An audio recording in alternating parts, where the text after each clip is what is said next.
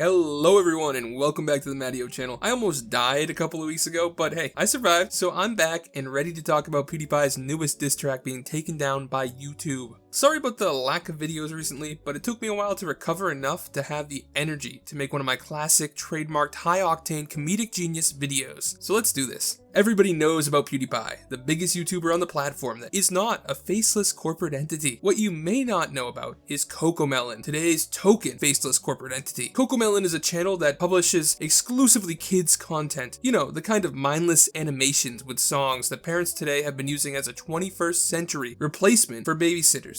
As it turns out, being the videos that kids watch when their parents have had just a bit too much to drink works out really great for Cocomelon. Kids will watch and watch and watch again, probably literally getting autoplayed Cocomelon videos after Cocomelon videos after Cocomelon videos, considering at the time of recording they have over 93 billion views. That's a lot of views, and 105 million subscribers. Hey guys, Editing MattyO here, just interrupting to let you know that as a growing creator, nothing helps me out more than when you like, subscribe, and leave a comment on the video. So hit that like button, the subscribe button, and leave me a little message down in the comments. Thank you so much, back to the video. So anyway, what do PewDiePie and a faceless corporate child-friendly video company have to do with each other? They're currently battling to be the second biggest YouTube channel on the platform, with PewDiePie currently sitting at a nice 109 million subscribers and Cocomelon sitting at 105 million subscribers. It's pretty much expected that Cocomelon will pass PewDiePie in subscribers in the coming weeks, since their growth rate is insane thanks to the moms and dads out there who use an iPad as a substitute parent. This kind of thing happened once before with PewDiePie versus T-Series. PewDiePie has since been passed by T-Series, but not without a fight. At the time, nobody really wanted the biggest channel on YouTube to be a harsh and foreboding corporate monster, so there was a large campaign to try and keep PewDiePie ahead of T-Series, but nothing could stop the endless grinding of the corporate gears, and in the end, PewDiePie lost.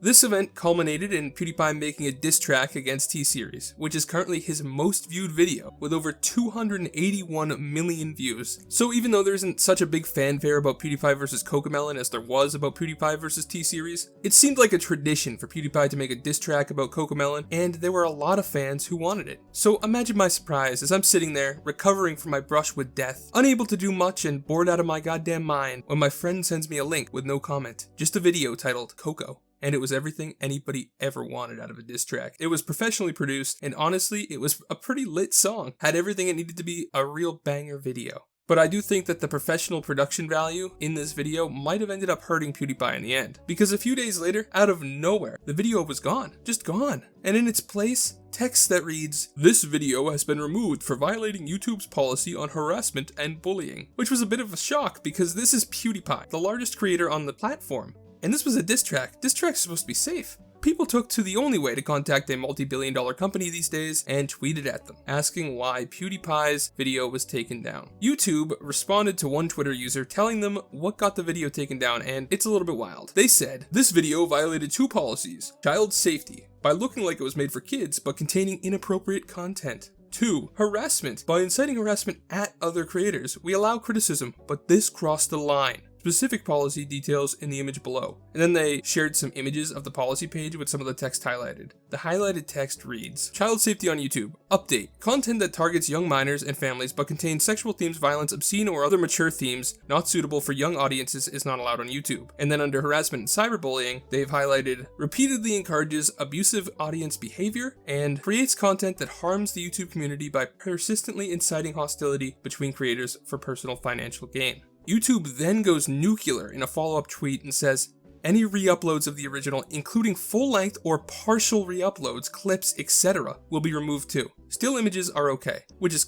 kind of crazy to think about. So let's talk for a second about the things that they highlighted as parts of the rules that PewDiePie broke. The first one being child safety, by looking like it was made for kids but containing inappropriate content, which as far as I can tell is just a complete lie. The video isn't titled like a Cocomelon video or any kid's video for that matter. It was simply titled Coco. Moreover, the thumbnail that PewDiePie had used was not even imitating a kid's YouTube video thumbnail. It's literally just PewDiePie dressed up as a samurai holding a sword. It looks nothing like a kid's video. Seriously, look at this and tell me how it looks like a kid's video. Honestly, if you can give me one reason that you would think this is a kid's video down below, I'd be shocked. it doesn't look like a kid's video. But I think that the problem might have been that because the production value was so high, he was able to use child actors in the video itself. And though it was clearly a parody video, he was parodying a kid's music video in some ways. Now, I can't really show you because YouTube said in their tweets any clips or other re-uploads would be taken down, but I don't see how parodying a kid's video could be in violation of the policy. The highlighted text reads that content that targets young minors and families, but, and then it goes on, but this doesn't target young minors or families. If he wanted to do that, his thumbnail and title would have been made to confuse young watchers into clicking on the video, but as I said before, the thumbnail and title have nothing to do with kids' videos. It doesn't look like a kid's video at all, it just looks like a PewDiePie video.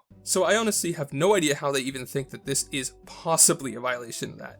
As far as I'm concerned, on that point, it's just kind of an over-enforcement of a rule that they meant to stop Elsagate videos. And this is clearly not an Elsagate video. And the other point that YouTube brings up is a little bit more nuanced. Can a diss track made by a creator against a faceless corporate entity be considered inciting harassment at other creators? I'd argue that the answer is no. And if you don't believe me, you can consult YouTube's own rules. In their policy for harassment and cyberbullying, specifically, they have a exceptions section. And in there it says, scripted performances, insults made in the context of artistic mediums such as scripted satire, stand-up comedy, or music, such as a diss track. Note, this exception is not meant as a free pass to harass someone and claim I was joking. So if they specifically mention that diss tracks are an exception to the rule, and PewDiePie clearly meant this diss track as a diss track, and wasn't just being mean for the sake of being mean using the diss track to cover him up, like they're saying with the claim I was joking thing at the end, how can this video be in violation of the rules? Seriously, someone from YouTube needs to clarify this, because if they mention that diss tracks are specifically an exception to the rules, and then they go on to remove diss tracks, that makes no sense at all. I mean, for years, one of the biggest problems that YouTube has been that they enforce the rules so randomly and that the rules are so vague and make no sense. But it seems like even when the rules are very specific about what you're allowed to do, you still aren't in the clear. On top of that, Cocomelon isn't even a creator. It's a team of people. You can't tell me that the rule for cyberbullying and harassment was written to stop people from making fun of corporations. Can you? It was meant to protect creators.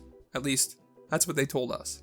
So, if you couldn't tell already, I greatly disagree with YouTube's take on this, and I think that it sets a dangerous precedent that even the things that are specifically mentioned as being allowed as an exception to their own rules can't be trusted, and you can still be hit with a strike for it. What do you guys think? Do you agree that PewDiePie's video didn't look anything like a kid's video? Do you think it was harassment? Basically, all I can say is the last point about it being for financial gain, guess that kind of makes sense. It doesn't really apply, but I guess it might, depending on however they decide to read into it. But it's a really ambiguous rule, so I don't agree with it. And what can I say? All of this, it's just another day on YouTube. The policy team seems to be hell-bent on making sure that the site is worse for all creators all the time. I've criticized them before for it, but the rules on YouTube are seemingly meaningless. If somebody on the policy team decides to take down your video, they will, even if the type of video is specifically an exception in the rules. Like a diss track. This kind of thing makes me really scared for the future of YouTube. I'm not sure how this gets any better without getting worse. But the slow decline of this website will probably give me many more video ideas. So that's a plus at least. Thank you guys so much for watching. Remember to hit like and subscribe if you haven't already. Have a great day, and God bless.